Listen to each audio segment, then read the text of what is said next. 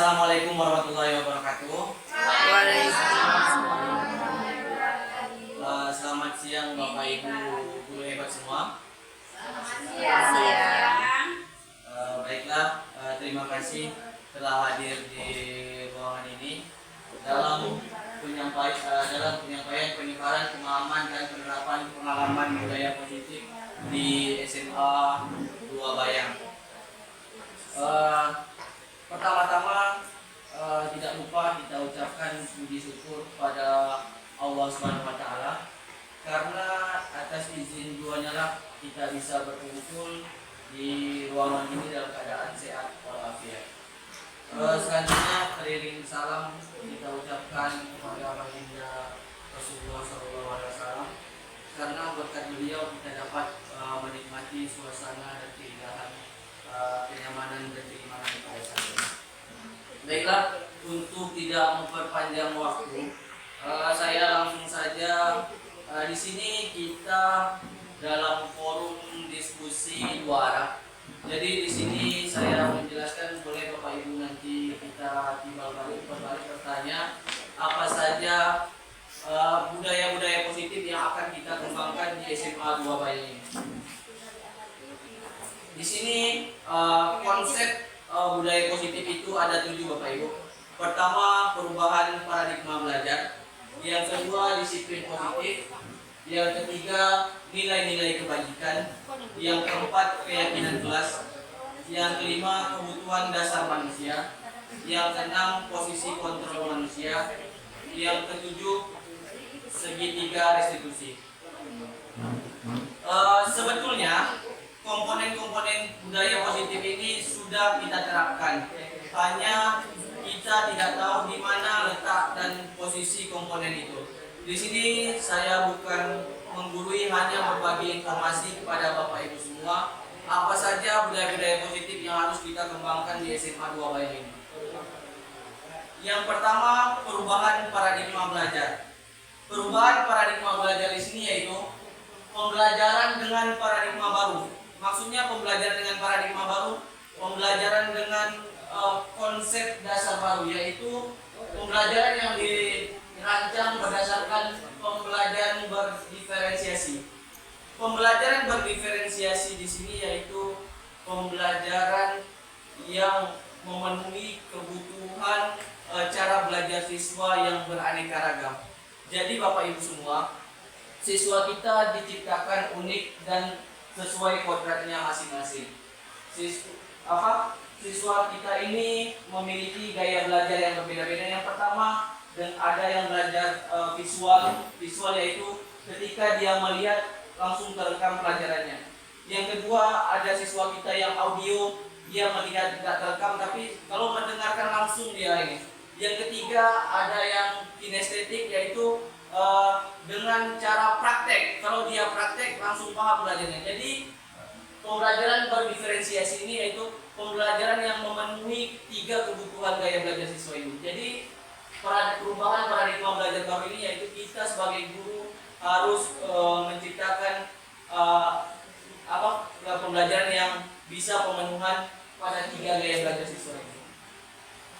Sehingga tujuannya itu sehingga para peserta didik sesuai dengan kebutuhannya, kebutuhan yang saya sebutkan tadi, dan tahap perkembangan sesuai dengan teori psikologi modern untuk mewujudkan profil pelajar Pancasila. Makanya di sini kita menerapkan kurikulum merdeka, pasti kita harus menerapkan 6 profil pelajar Pancasila itu. Yang kedua, konsep disiplin positif. Disiplin di sini berasal dari kata disiplina, yang artinya disiplin mengacu pada disiplin diri. Disiplin diri di sini yaitu disiplin yang berasal dari dirinya sendiri tanpa paksaan orang lain. Terkadang kita lihat murid kita hanya kalau dia disiplin hanya ditegur gurunya, setelah mendapatkan hukuman. Di sini disiplin positif yaitu kita harus mengajarkan murid itu bahwa disiplin itu berasal dari dirinya sendiri, karena setiap anak murid kita memiliki tanggung jawab terhadap apa yang dilakukannya berdasarkan nilai-nilai yang diyakininya. Makanya Disiplin positif ini sangat perlu kita lakukan karena untuk menumbuhkan rasa tanggung jawab terhadap diri sendiri, bukan orang lain lagi yang bertanggung jawab atas dirinya. Jadi anak murid kita harus memiliki sikap disiplin positif itu. Yang disiplin positif merupakan salah satu cara penerapan disiplin yang bertujuan untuk menumbuhkan kesadaran serta memberdaya peserta didik tanpa imbalan dan penghargaan atau ancaman dan hukuman. Sudah saya sebutkan tadi, kita terkadang kalau anak pintar diberi penghargaan, kalau anak yang melakukan sesuatu yang salah kita beri hukuman. Bukan seperti itu, Bapak Ibu. Jadi kalau seperti itu hanya bersifat sementara. Disiplin ini harus tertanam dari dirinya sendiri untuk perubahan hidupnya, bukan hanya mengharapkan imbalan atau penghargaan atau reward, atau kalau dia tidak melakukan terhadap ada ancaman atau hukuman terhadap dirinya. Jadi harus kita menerapkan disiplin positif itu. Sebagai pendidik, ini yang untuk kita tekankan sekali. Sebagai pendidik, tujuan kita adalah menciptakan peserta didik yang memiliki disiplin diri sehingga mereka berperilaku mengacu pada nilai-nilai kebajikan yang universal. Maksud di sini nilai kebajikan yang universal yaitu kebajikan yang disepakati oleh dirinya dan bersama teman-temannya. Jadi kebajikan yang universal itu bersifat menyeluruh dan memiliki motivasi intrinsik. Yang dari kata intrinsik di sini yaitu motivasi dari dalam dirinya, tanpa paksaan orang lain atau tanpa sesuatu hal yang datang dari luar dirinya. Jadi kita harus menumbuhkan motivasi di dalam dirinya dulu. Jadi dia harus memiliki semangat untuk maju, tetapi tanpa bantuan orang lain. Istilahnya harus dari dirinya terlebih dahulu dalam perubahan perilaku ke arah yang lebih baik. Lanjut, yang ini kita bahas kembali yang nilai-nilai kebajikan. Nilai kebajikan itu nilai yang disepakati bersama, lepas dari suku, bangsa, agama, bahasa maupun latar belakang. Di sini nilai-nilai kebajikan yang ingin kita tanamkan yaitu nilai-nilai kebajikan yang dia diskusikan bersama atau disepakati bersama, bahwa nilai-nilai kebajikan itu wajib dijalani dalam kehidupannya masing-masing. Menurut IBO Primary Years Program PET, sikap murid itu ada beberapa. Yang pertama, toleransi, rasa hormat, integritas, mandiri, menghargai, antusias, empati, keingintahuan, kreativitas, kerjasama, percaya diri, komitmen. Inilah sifat-sifat yang harus dimiliki siswa berdasarkan IDO ini. IDO ini program dari pendidikan dari luar yang ingin menciptakan murid yang kreatif, intinya kreatif, inovatif, dan memiliki semangat yang tinggi. Ini berimbas kepada profil pelajar Pancasila ini, karena kita di Indonesia sangat menjunjung tinggi keberagaman. Di sini profil pelajar Pancasila yaitu sangat berimbas kepada beriman dan bertakwa kepada Tuhan Yang Maha Esa, berakhlak mulia, berkebinekaan global, gotong royong, mandiri, kreatif, dan bernalar kritis. Inilah yang ingin digaung-gaungkan oleh pemerintah kita, bahwa kita harus ingin menuntut siswa menjadi yang sebagai profil pelajar Pancasila ini. Setelah itu, keterampilan hidup yang dapat diciptakan yaitu dapat dipercaya, lurus hati, pendengar yang aktif, tidak merendahkan orang lain, memberikan yang terbaik pada diri. Di sini setelah kita menerapkan itu, maka keterampilan hidup inilah yang ingin kita capai agar anak murid kita memiliki keterampilan hidup yang seperti yang saya jelaskan di depan. Yang ketiga yaitu keyakinan kelas. Di sini saya akan menjelaskan sedikit sebelum saya menjelaskan di depan. Keyakinan kelas ini berbeda dengan peraturan kelas.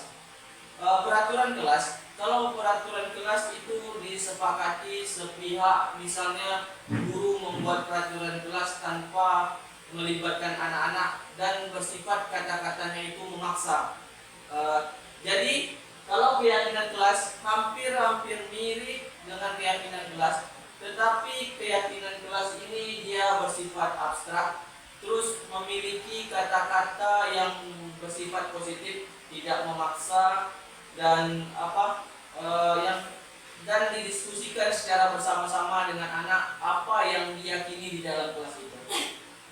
Ini saya akan jelaskan.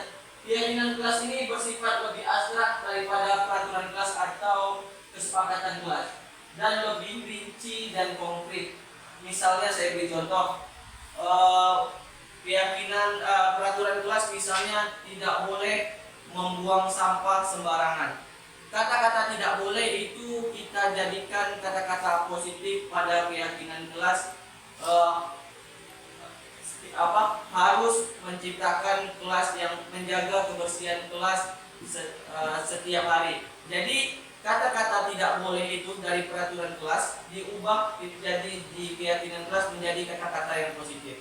Jadi kelas harus bersih setiap hari. Jadi keyakinan kelas ini sesuatu nilai yang diyakini kelas yang bersifat positif dan diyakini bersama-sama. Yang kedua, keyakinan kelas berupa pernyataan-pernyataan universal. Pernyataan-pernyataan universal ini pernyataan-pernyataan yang lebih singkat dan bersifat positif, itu yang tadi saya jelaskan. Yang ketiga, yang sudah saya jelaskan, pernyataan keyakinan kelas senantiasa dibuat dalam bentuk positif. Yang keempat, keyakinan kelas hendaknya tidak terlalu banyak, Bapak Ibu, tidak berbeda sama peraturan kelas yang banyak. Keyakinan kelas hanya kalau bisa beberapa saja, tapi dia bersifat menyeluruh, seperti bertanggung jawab di kelas. Bertanggung jawab ini perspektifnya sudah banyak, jadi setiap perbuatannya harus bertanggung jawab. Apakah dia membersihkan kelas atau dia dalam pembelajaran, dia harus bertanggung jawab. Jadi keyakinan kelas ini bersifat universal. Yang keenam, keyakinan kelas ini sebaiknya sesuatu yang diterapkan di lingkungan tersebut. Yang itu saya jelaskan. Kalau keyakinan kelas berarti sesuatu yang diterapkan di lingkungan kelas. Yang selanjutnya, semua warga kelas hendaknya ikut berkontribusi. Jadi keyakinan kelas ini harus didiskusikan secara bersama-sama di dalam kelas, dan nanti keyakinan kelas ini sebaiknya dibuat kelompok-kelompok kecil untuk merenungkan kata-kata yang akan kita sepakati secara bersama-sama. Yang selanjutnya, bersedia meninjau kembali keyakinan kelas dari waktu ke waktu. Jadi apabila ada perubahan atau ingin ditambahkan keyakinan kelas, yang itu bisa meninjau kembali keyakinan kelas tersebut.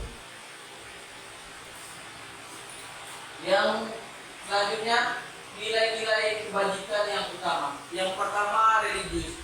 Berdasarkan profil pelajar Pancasila, kita ingin menginginkan anak kita ada salah satunya beriman dan bertakwa kepada Tuhan Yang Maha Esa. Ini sangkut pautnya sama religius, yaitu taat dalam menjalankan agamanya. Yang kedua, sopan santun. Kita sopan santun ini menurut saya hampir mirip sama adab. Saya terus meminta anak murid itu bahwa berakhlak mulia atau sopan santun atau adab terhadap guru itu wajib kita terus. Jadi walaupun dia belajar ada adabnya yang kurang bagus, kita harus memperbaikinya. Itu adalah salah satu sopan santunnya di dalam kelas dan dalam pergaulan sehari-hari di sekolah. Yang ketiga, bertanggung jawab. Bertanggung jawab di sini sangat itu. Jadi dia harus bertanggung jawab terhadap dirinya sendiri, bertanggung jawab terhadap apa yang diberikan di sekolah, seperti tugas atau apapun hal yang anak murid emban di sekolah, dia harus bertanggung jawab atas itu. Yang keempat yaitu mandiri. mandiri di sini anak murid harus mampu bekerja tanpa disuruh. Jadi dia memiliki sifat yang mandiri tanpa disuruh pun, atau ini bersifat tanpa, bukan yang, apalagi kita anak kita sudah SMA semua ya. Jadi kita harus inisiatif sendiri. Harus inisiatif dari anak-anak itu sendiri. Yang kelima yaitu saling menghargai dan menghormati. Di sini saya minta tolong kepada Bapak Ibu agar di dalam kelas banyak ditemui anak-anak kadang-kadang membuli. Itu tuh sikap saling menghargai dan menghormati memang harus kita tanamkan terhadap anak murid. Dari sikap saling menghargai dan menghormati itulah bullying itu bisa sedikit berkurang, karena dengan saling menghargai dan menghormatinya itu akan tumbuh rasa tidak membeda-bedakan antara kawan satu dan kawan yang lain. Selanjutnya, nilai kebajikan yang ingin kita tanamkan di dalam kelas. Yang pertama, ini hampir-hampir ini. Jadi nilai kebajikan ini bisa juga nanti kita jadikan pada keyakinan kelas. Yang pertama, kehadiran tepat waktu. Yang kedua, piket kelas dilakukan lebih awal. Yang ketiga, memakai seragam sesuai kesepakatan sekolah. Yang keempat, berdoa. Yang kelima, berperilaku sopan santun, saling menghargai satu sama lain. Stop. Ya, sekarang materi kebutuhan dasar manusia. Kenapa materi kita mempelajari materi ada kebutuhan dasar manusia ini, Bapak Ibu? Karena dari kebutuhan dasar manusia ini ada murid yang bermasalah atau murid yang kurang kebutuhan dasarnya. Makanya kita harus tahu apa kebutuhan dasar murid itu yang kurang dari ini. Jadi dari anak-anak kita yang kita istilahnya bermasalah itu ada kebutuhan dasarnya yang belum tercukupi. Jadi kita harus tahu, di sini kita belajar tentang kebutuhan dasar manusia. Kebutuhan dasar manusia adalah sesuatu yang kita lakukan untuk mendapatkan apa yang kita inginkan. Seluruh tindakan yang kita lakukan memiliki tujuan tertentu, dan semua usaha terbaik yang kita lakukan adalah dalam rangka agar kebutuhan dasar kita terpenuhi dengan baik. Ya, inilah 5 kebutuhan manusia. Sama juga seperti kita harus 5 kebutuhan ini kita harus tahu supaya kita bisa melihat anak didik kita kebutuhan dasar apa yang tidak terpenuhi sehingga perilakunya ada sedikit yang bermasalah. Yang pertama, bertahan hidup. Bertahan hidup pasti butuh makan, minum. Jadi ada misalnya, contohnya ada beberapa ini waktu di kelas saya ada anak murid itu tidak hadir ke sekolah. Dia alfa tanpa memberikan pertanyaan. Jadi memberikan surat izin atau apa. Jadi saya memanggil ke depan, bertanya secara pribadi bahwasanya kebutuhan bertahan hidupnya ini, jadi di rumahnya itu makan pun sarapan pun tidak ada hari itu. Makanya dia kalau takutnya kalau ke sekolah dia kena penyakit atau itu. Makanya di sini kita harus tahu Bapak Ibu, jangan sampai kita memberi label anak itu pemalas atau tidak, harus tahu dulu apa sebab dia itu. Jadi dalam kasus tersebut kebutuhan anak murid saya yang bertahan hidup itu tidak terpenuhi, makanya dia tidak hadir di sekolah. Kita harus melihat lagi kebutuhan apa yang kurang pada ini. Yang kedua, kebutuhan rasa kasih sayang dan rasa diterima. Eh, ini menarik. Di sini di sekolah ini saya lihat banyak anak kita rasa kasih sayang dan rasa diterima di lingkungan keluarga atau di lingkungan masyarakat itu kurang dipenuhi. Makanya dia berbuat sesuatu seperti kalau kita sebut itu anak MPO, mencari perhatian orang, atau dia melakukan sesuatu ingin dihargai atau ingin dia dilihat oleh gurunya. Di sini menurut saya kebutuhan rasa kasih sayangnya yang kurang dan rasa ingin diterimanya yang kurang. Makanya Bapak Ibu kita harus tahu dulu latar belakang bagaimana sikap anak itu berubah atau kenapa situasinya membuat anak itu tidak mau ini. Berarti kebutuhan kasih sayangnya yang kurang.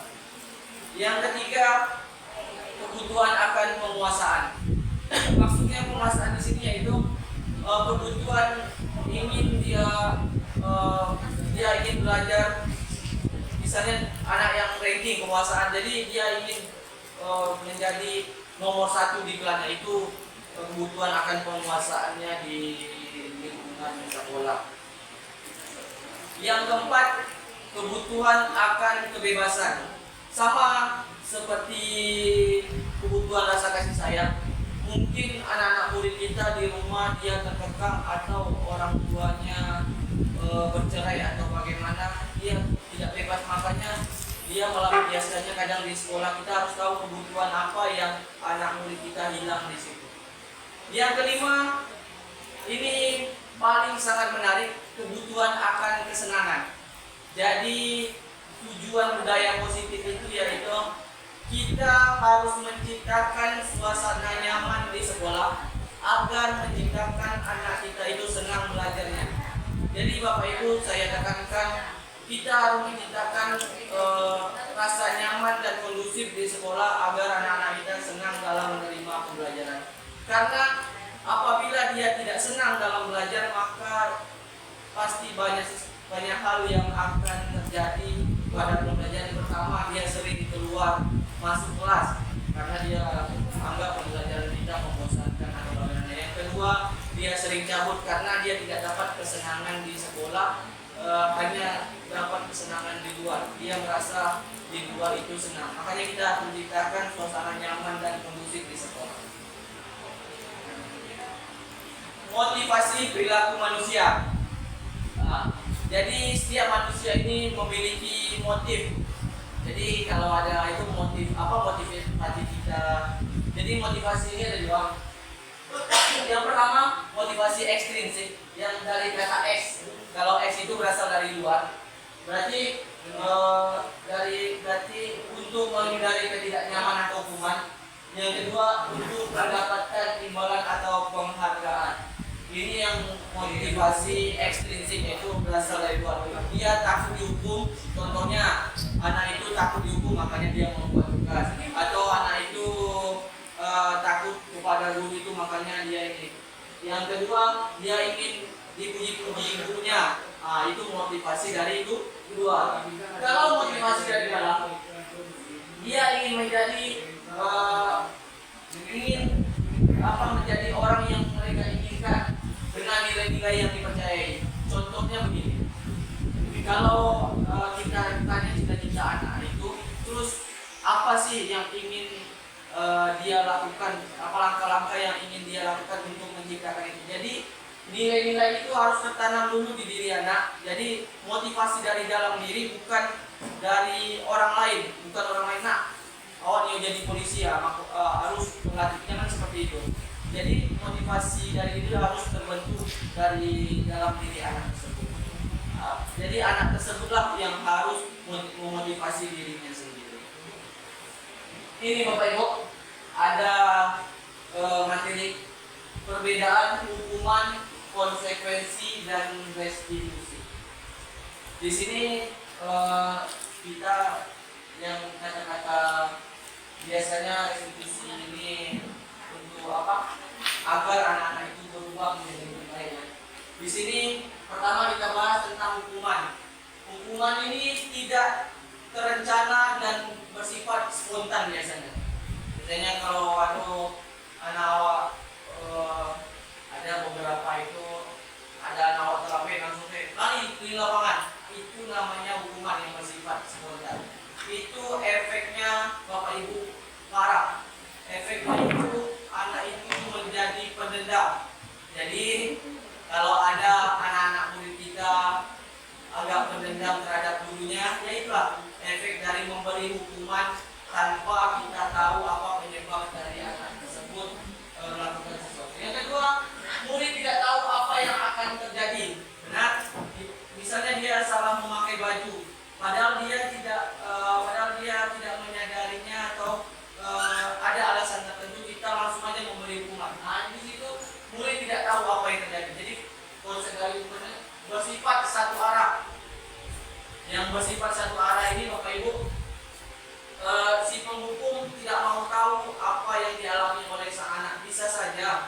dia terlambat karena bannya bocor. Jadi tiba-tiba anak terlambat pulang. Nah, itu tidak boleh Bapak Ibu. Jadi anak terlambat di start tanya dulu apa kendala anak itu di jalan, bagaimana. Jadi kita harus mencarikan solusinya. Itu berupa biasanya hukuman itu berupa hukuman fisik yang seperti saya sebutkan tadi.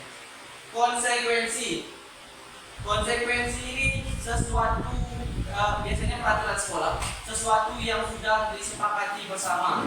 Misalnya, contoh apabila sudah 3 kali terlambat akan dipanggil orang tua. Itu namanya konsekuensi yang sesuatu yang sudah disepakati oleh sekolah, bukan bersama-sama.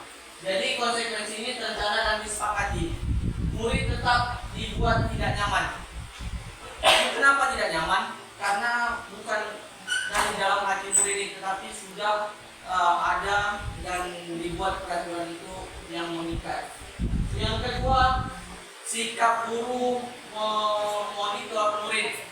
Di sini sikap guru yang memonitor murid ini sama seperti memantau, yaitu guru ini kalau misalnya contohnya kalau murid berbuat salah, kan tahu peraturan sekolah kok, konsekuensinya apa? Itu namanya sikap guru memonitor murid. Yang ketiga, ini yang sangat bagus Bapak Ibu. Kita proses pemecahan masalahnya dengan restitusi. Restitusi di sini itu proses menciptakan kondisi bagi murid untuk memperbaiki kesalahan. Proses kolaboratif yang mengajarkan murid untuk mencari solusinya sendiri. Jadi proses restitusi dalam keseharian kita harus tahu dulu apa penyebab masalah anak tersebut. Misalnya anak tersebut datang terlambat, kita bertanya bagaimana, kenapa dia datang terlambat. Misalnya bannya bocor, terus apa langkah-langkah yang dia jalani agar dia tidak terlambat lagi. Itulah proses restitusi, yaitu berkolaborasi dengan murid supaya anak tersebut merubah cara dia dalam berperilaku. Di sini ada 5 posisi kontrol.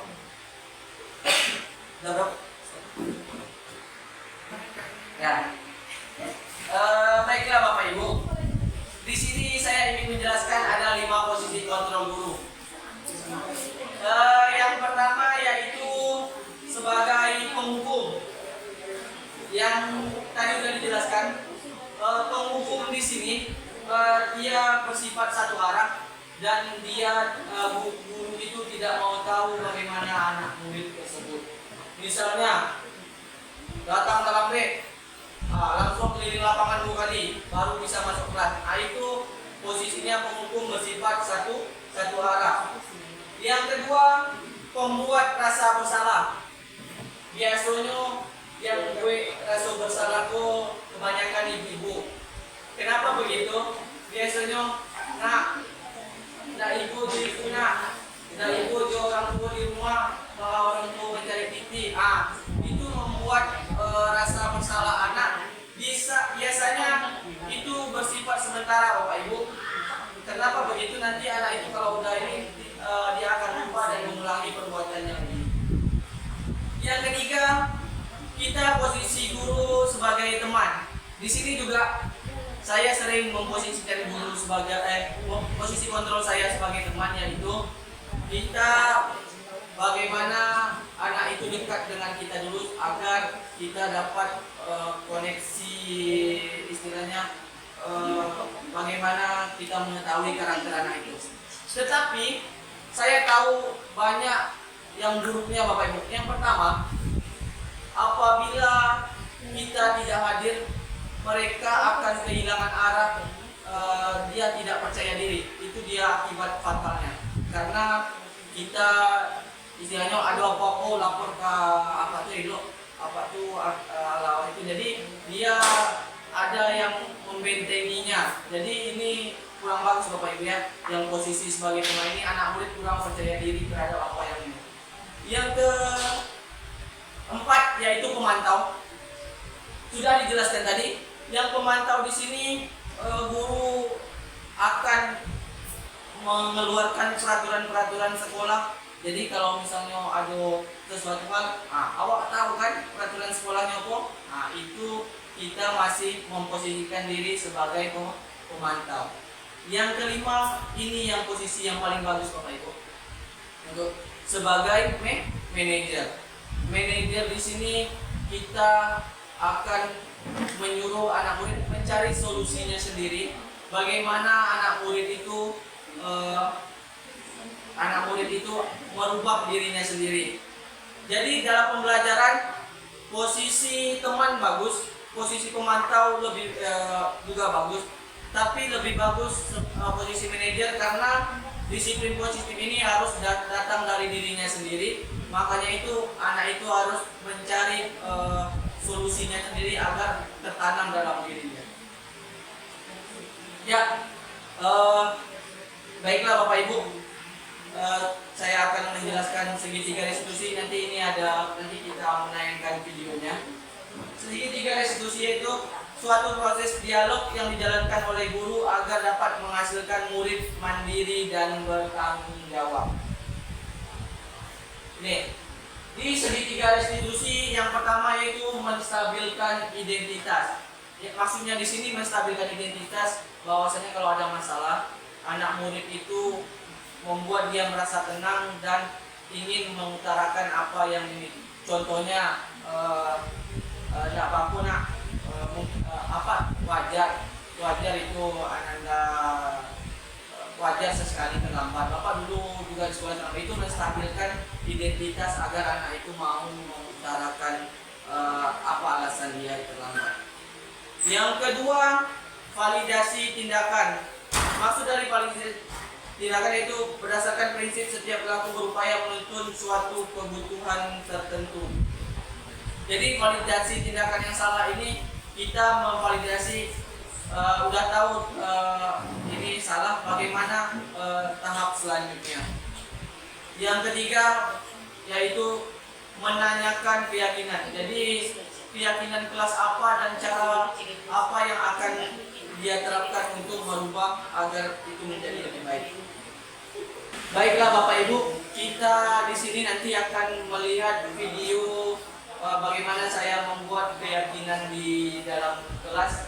Assalamualaikum warahmatullahi wabarakatuh. Waalaikumsalam warahmatullahi wabarakatuh.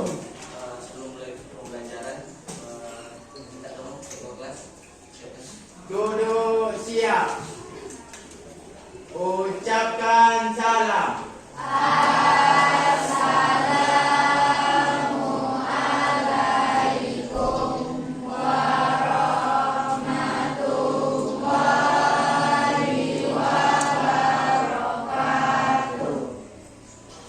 Berdoa dimulai.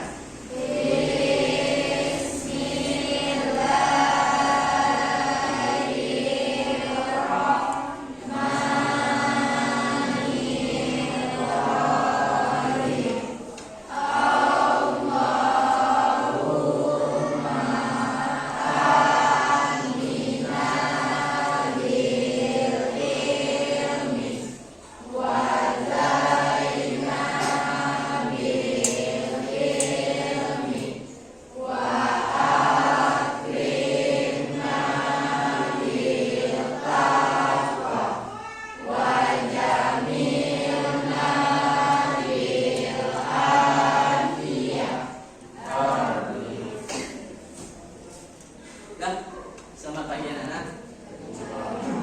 Bagaimana kabarnya hari ini? Baik. Untuk 1 jam pelajaran ini kita akan membuat yang namanya keyakinan ke kelas. Keyakinan kelas perlu Bapak sampaikan dulu. Keyakinan kelas itu berbeda dengan peraturan kelas.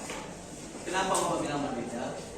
Karena kalau peraturan kelas itu nanti bisa saja sudah terpampang di belakang sesuatu yang melarang kalian mengerjakan sesuatu atau sesuatu yang sifatnya Bapak sendiri yang membuat peraturan kelas. Tetapi kalau keyakinan kelas ini kalian yang meyakini bersama-sama, kita akan merumuskan keyakinan kelas kita bersama-sama. Jadi untuk 1 jam ini kita akan membuat keyakinan kelas. Sebelum membuat keyakinan kelas, Bapak seperti minggu kemarin kita akan melakukan pemanasan dulu. Pemanasannya di mana? Kita akan melakukan permainan dulu sebelum masuk ke ini yang keyakinan kelas kita. Permainan kelasnya sama seperti kemarin. Cluenya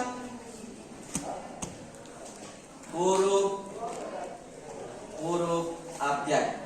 Oke. Cluenya apa? Huruf abjad. Fokus semua. 5 fokus. Huruf abjad. Dengarkan. Jika 3 adalah cicak dan 4 adalah domba, berapakah 10 Fiona?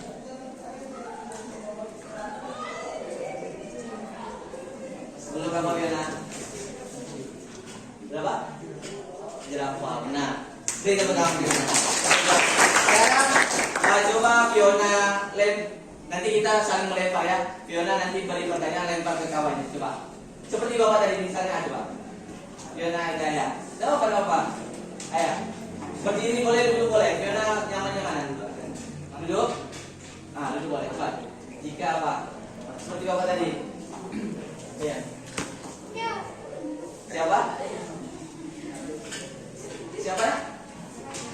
Rakel. Fiona kasih pertanyaan. Coba. Seperti Bapak tadi. Coba pada Bapak.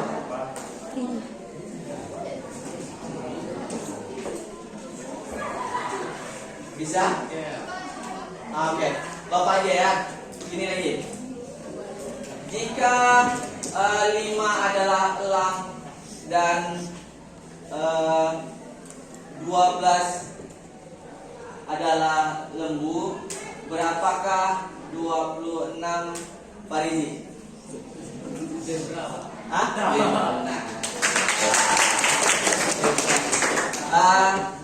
Lagi ya. Jika 1 adalah ayam dan 10 adalah jerapah, berapakah 6 kita? 6. Apa 6? Benar, lagi ya. Jika 2 adalah bebek dan 3 adalah cicak, berapakah 8 Iqbal? 8 Iqbal. Berapa 8? Harimau. Benar ya, harimau ya. Satu lagi. Jika 2 adalah bebek dan 6 adalah flamingo, berapakah 13 sawah?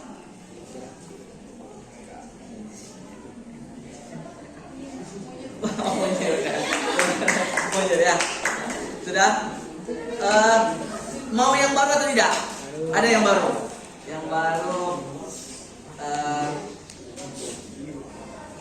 cluenya ini apa ya? Jangan lupakan orang ketiga. Oke. Bagi yang sudah tahu, cluenya itu jangan lupakan orang ketiga.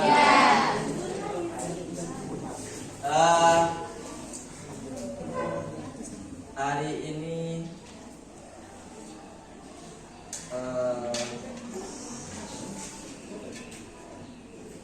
Bapak jalan-jalan ke tempat Al-Ghani, terus setelah itu pergi ke tempat Farel. Yang ketiganya Bapak kemana? Orang ketiga adalah benar?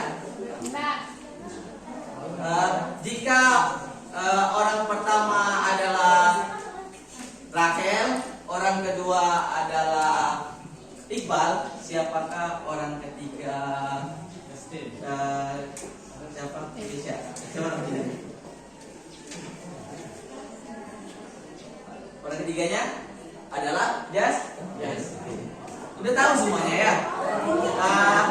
Jika belum, siapa yang mesti bingung? Jika orang pertamanya adalah Gita dan orang keduanya adalah Kaila, siapa orang ketiganya Febriansyah? Salah. Siapa? Robin, orang ketiganya? Siapa orang ketiganya? Dewi sama Kaila, siapa orang ketiganya? Siapa orang ketiga? Hah? Kita salah. Siapa orang ketiganya? Salah jawab. Orang ketiganya adalah Reva.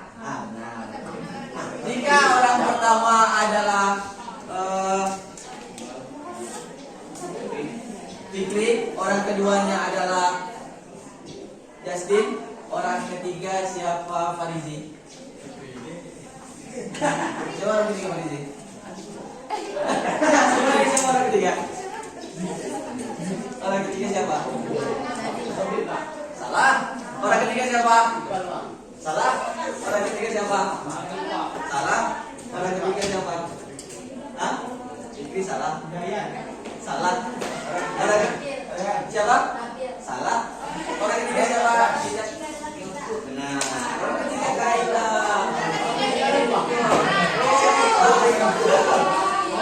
Udah.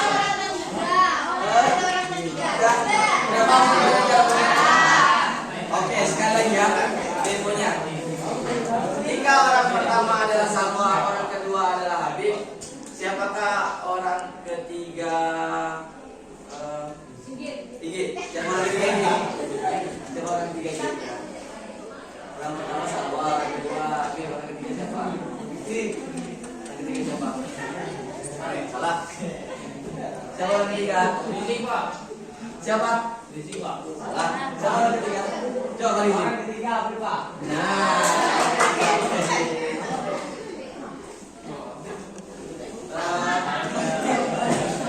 Coba lagi ya. Jika orang pertama Fikri, orang kedua Febriansyah, siapakah orang ketiga Salsa? Siapa orang ketiga Salsa? Sebutkan aja siapa orang ketiga. Siapa Salsa? Najila, siapa orang ketiga? Sudah tahu? Coba, Najila siapa orang ketiga?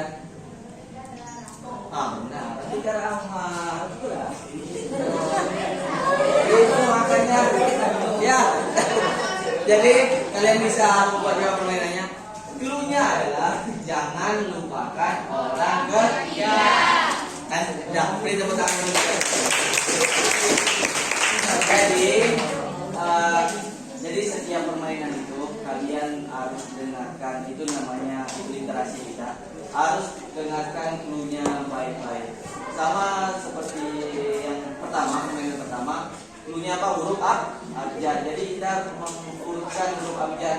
Kalian sudah paham. Jadi yang kedua, jangan lupakan orang ketiga. Kalau jangan lupakan orang ketiga, harus menyebutkan orang ketiga. Pokoknya kata-kata orang ketiga adalah itu, jangan, makanya ditulis dulunya jangan lupakan orang ketiga. Ya. Sekarang udah paham juga? Udah. Paham? Ada yang paham, ada yang enggak. Pokoknya intinya kita harus menyebutkan kata-kata jangan lupakan harus menyebutkan orang ketiga. Orang ketiga adalah, kalau kita langsung sebutkan nama itu salah. Orang ketiga, makanya disebutkan jangan lupakan orang ketiga. Nah, sekarang kita akan udah mulai refresh, kita akan membuat keyakinan ke kelas. Keyakinan kelas ini pertama boleh kalian kata-katanya boleh kata-kata peraturan kelas, nanti kita ubah kata-katanya itu ke kata-kata yang positif. Ini Bapak bagi ke dua kelompok aja ya, kelompok pusra dan kelompok putih. Nanti minta tolong bapak tempelin dulu nak. Minta tolong bapak. Dua orang. Tolong Robi, tolong. Tempel dulu. Letakkan.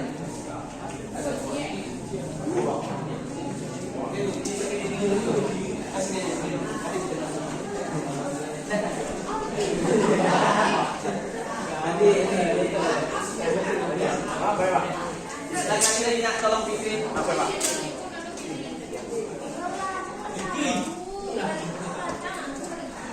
Ibu sini.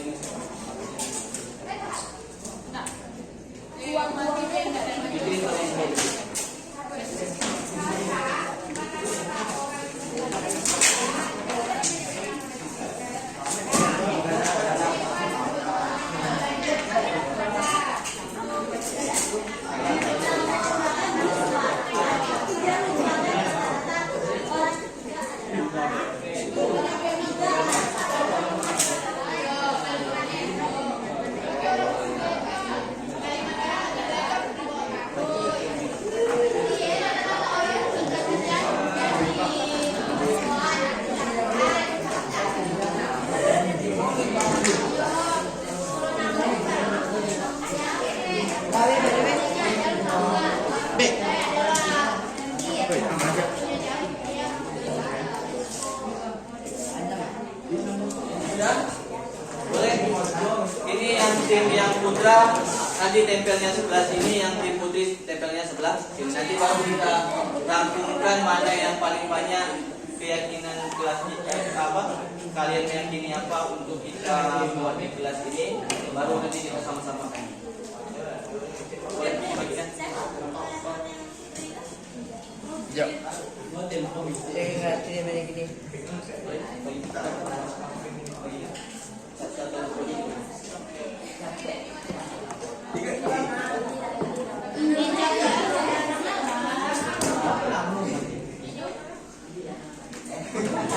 Hijau. Karena aku cinta hijau. Aku hijau. Sudah, dari bagian sini.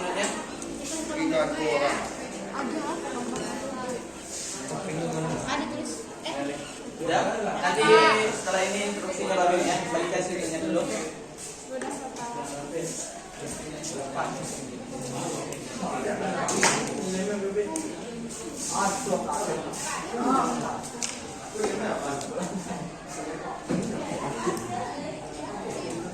Sudah? Sudah nak? Oke, sudah dibagikan semua. Sekarang Bapak kasih waktu sekitar 3 menit. Kalian pikirkan apa saja yang ingin kita terapkan di kelas kita ini. Seperti contoh ya, kayak apa yang kita yakini seperti belajar dengan bersungguh-sungguh boleh. Tidak kalau misalnya tidak membuang sampah sembarangan juga boleh, buat dulu, nanti kita ubah kata-katanya. Terserah kalian mau buat, pokoknya tentang apa yang ingin kalian yakini di dalam kelas ini. Oke, boleh dibuat sekarang. Bapak kasih waktu 3 menit. Boleh sembarangan aja kata-katanya, apa yang kalian yakini di dalam kelas kita.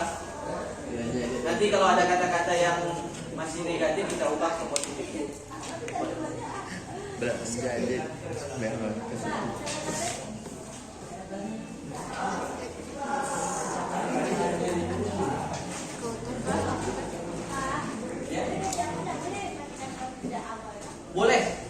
apa nanti baru kita ubah. Nanti kan kesepakatan bersama. Nanti ada misalnya kesepakatannya banyak, misalnya tidak boleh membuang sampah sembarangan di dalam kelas. Kata-kata yang tidak boleh itu kita sepakati menjadi kata boleh. Tidak apa-apa. Pokoknya kita buat dulu peraturan kelas itu.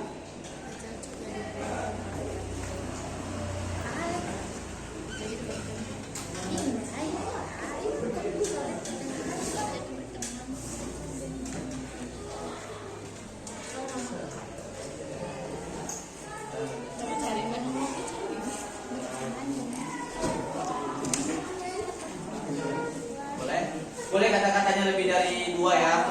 Seperti berseragam, berpakaian rapi juga boleh. Terserah kalian apapun yang menurut kalian itu baik untuk kelas kita. Tidak membuli juga boleh.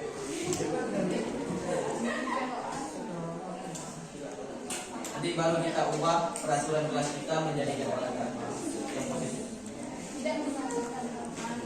Fikri, mana?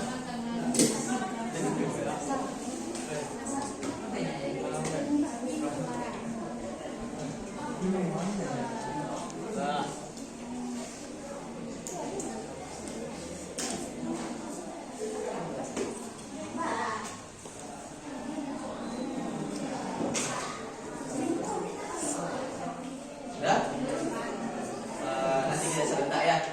Simpan dulu, nanti 3 menit serentak. Boleh tempelkan di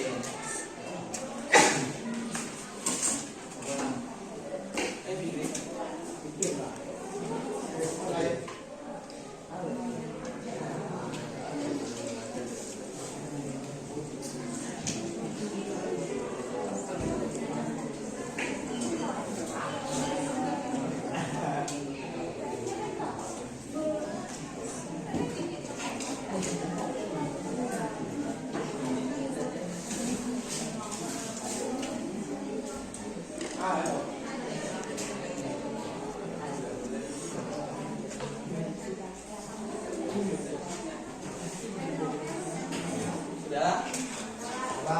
Ya. Sekarang yang sudah boleh dari sini dulu boleh di yang sudah boleh tempel. Boleh tempel.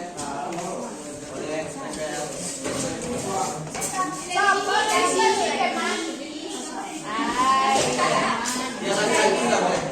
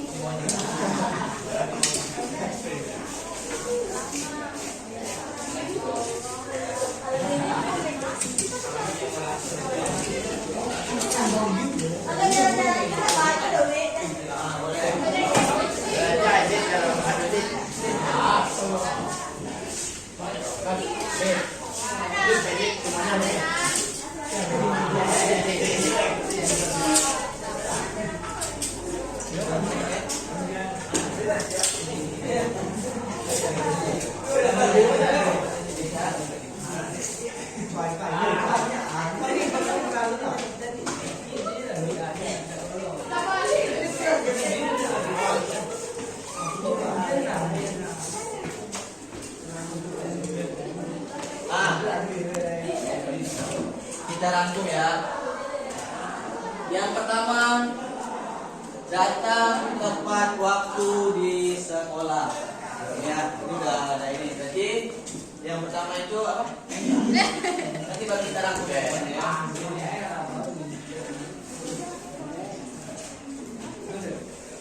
Pertama, datang tepat waktu. Yang ini ada beberapa orang yang membuat datang tepat waktu.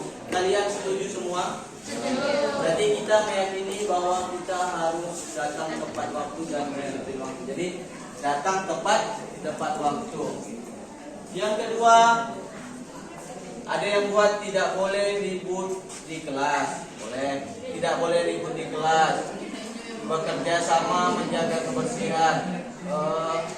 Tidak boleh ribut. Berarti saling menjaga fasilitas, tidak boleh berantem.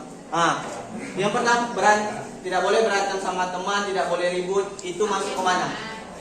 Kalau tidak boleh ribut berarti harus saling menghargai. Berarti kata-kata yang positifnya saling menghargai teman. Berarti yang saling menghargai teman nih udah banyak nih, masuk ke tidak boleh ribut, terus saling menghargai, tidak boleh berantem itu. Yang kedua, bertanggung jawab melaksanakan tugas piket, menjaga barang-barang. Ini ada rajin menyiram bunga. Yang kita kan udah membagi tugas kan biasanya, yang laki-laki menyiram bunga sama membawa sampah, yang perempuan menyapu di dalam kelas. Berarti ini berhubungan dengan apa? Bertanggung jawab. Bertanggung jawab ini banyak nak. Boleh bertanggung jawab terhadap apa yang diberikan kepada dia, yang piket, terus bertanggung jawab terhadap tugas. Jadi keyakinan kelas kita bertanggung jawab. Jadi keyakinan kelas ini bersifat universal. Bertanggung jawab. Jadi universal itu artinya kita harus semua ya bertanggung jawab terhadap semua. Apapun yang tugas yang diberikan dalam pembelajaran atau piket, bertanggung jawab sudah masuk ini. Yang keempat,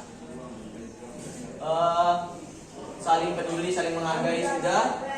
Terus tidak boleh berkata kasar di dalam kelas. Berarti dia masuk ke sopan santun. Mana nih? Berarti berperilaku sopan santun. Ini boleh ya. Jadi berperilaku sopan santun. Yang kelima, wajib mengerjakan tugas ini masuk ke tanggung jawab, bekerja sama. Bekerja sama di dalam bekerja sama menjaga kebersihan kelas.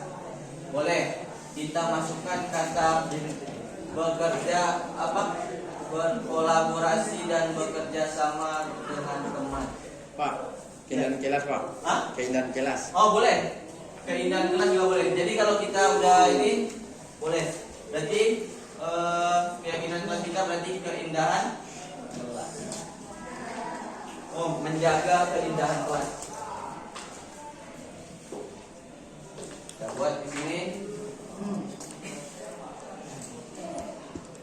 Menjaga keindahan. Tidak usah banyak-banyak. Kita cukup 5 ini aja. Nanti kalau ada ini kita diskusikan lagi. Jadi nanti ini akan kita keyakinan kelas ini akan kita tempel dan ditandatangani seluruh warga kelas. Kalian sepakat? Jadi tidak ada lagi peraturan kelas, yang ada keyakinan ke kelas. Kita meyakini datang tepat waktu, saling menghargai teman, bertanggung jawab, berperilaku sopan santun dan menjaga keindahan kelas. Jadi nanti kita akan tempel, terus ada tempat untuk tanda tangannya. Nanti Bapak sediakan. Jadi setiap kalian tanda tangani di situ bahwasanya kalian setuju akan keyakinan tersebut. Paham? Oke. Baiklah, yang cukup sekian untuk keyakinan kelas kita. Ada pertanyaan lagi? Tidak? Ya. Sekarang udah selesai nih keyakinan kelas kita. Gimana tanggapan dan perasaan kalian? Bapak mau minta Reva. Gimana tanggapannya Reva? Apa? Gimana? Apakah senang?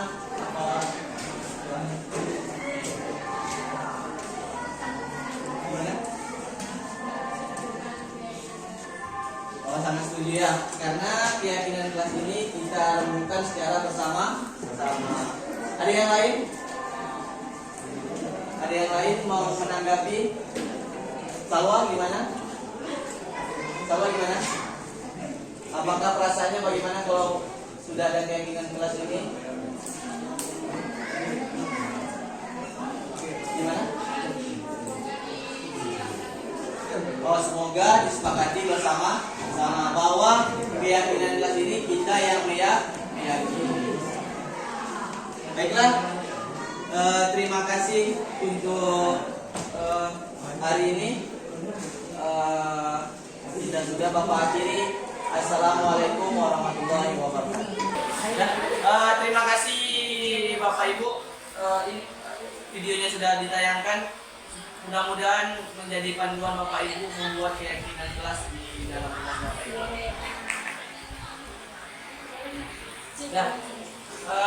Baiklah Bapak Ibu, sebelum menutup ini kita akan membuka sesi tanya jawab di presentasi terakhir. Silakan Bapak Ibu yang ingin bertanya. Ayo, siapa? Ya, Ibu Lici dulu. Silakan Ibu Lici.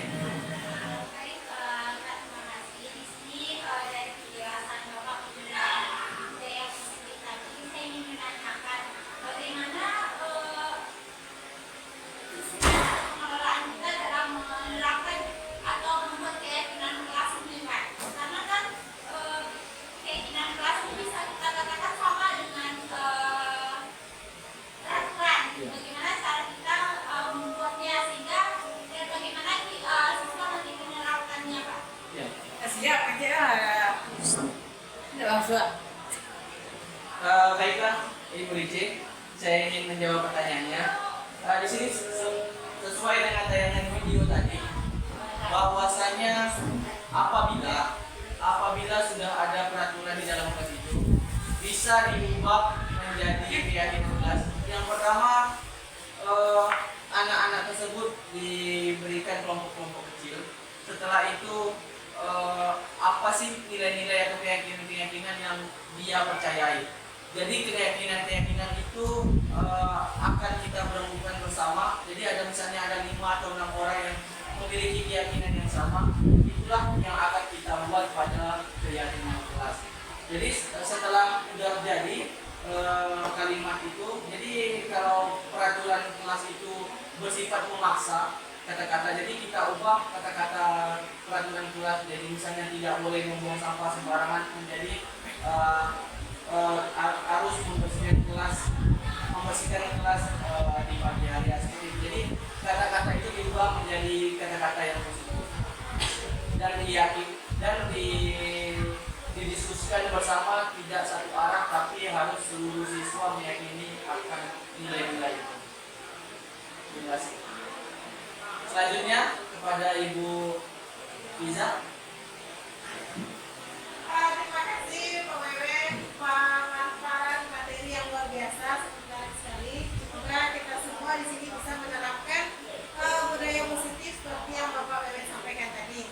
Nah, yang ingin saya tanyakan di sini, rata-rata atau kebanyakan itu di sekolah-sekolah, tidak hanya di sekolah kita saja, itu terpakai juga bahwa kebanyakan guru itu hanya berada di posisi kontrol, memantau dan memberi rasa bersalah. Nah, bagaimana caranya kita menggaungkan atau merubah persepsi para guru itu supaya semuanya kita itu bisa secara sadar merubah posisi kontrol kita yang selama ini hanya sebagai pemantau, penghukum dan pemberi rasa bersalah, berubah menjadi posisi kontrol manajer supaya proses kegiatan pembelajaran di sekolah jadi lebih baik lagi. Terima kasih, itu saja Pak Wewe. Baik, terima kasih Ibu Liza. Ini bagus ya pertanyaannya ya, Bapak Ibu guru yang hebat. Di sini terkadang banyak ya kita menjadi pemantau tanpa bukan manajer. Di sini saya pernah berdiskusi dengan PP saya, dengan pengajar praktik saya. Kenapa di sekolah itu banyak yang mau jadi pemantau tanpa menjadi manajer? Di sini Bapak Ibu semua, kita mungkin sifat kita tidak sama semuanya. Jadi dia mengajarkan bahwa kalau misalnya kita tidak bisa merubah perilaku seseorang, apabila tidak bisa, sudah kita ajak, tidak bisa dirubah dengan cara membuktikan.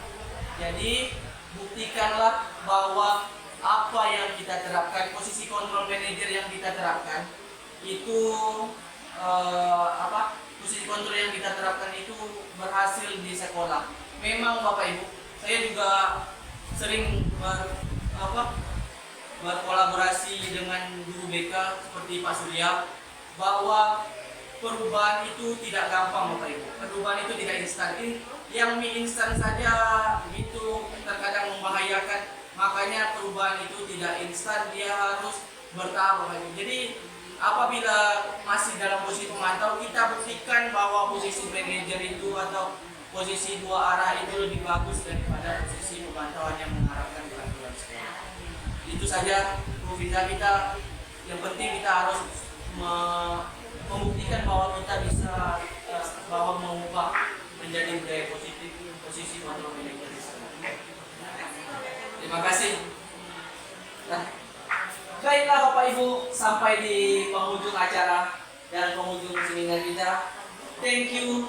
Salam guru bergerak, tergerak, bergerak, dan menggerakkan.